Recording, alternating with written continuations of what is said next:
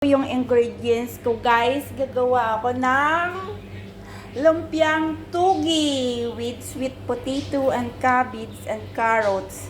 Of course, maglagay tayo ng mantika dito sa may kawali o kaldero para start lang to together, mix together.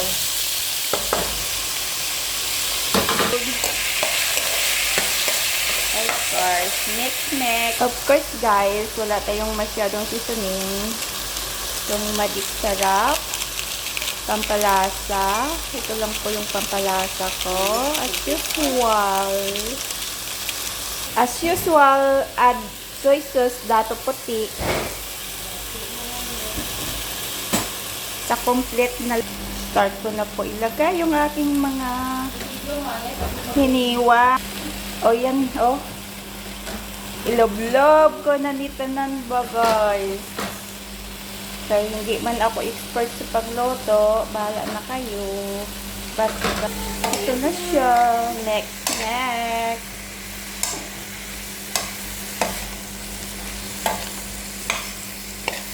Sarap to, sweet potato. Sweet for my sweet. Of course, next. Lumpiang gulay. Lumpia nga ito ang labas nito mamaya, guys. Lumpia. Atipan muna natin. Usya. Ating halo-haloin na naman. Para hindi malata. Yan na siya. Togi. Ito na po yung pang togi.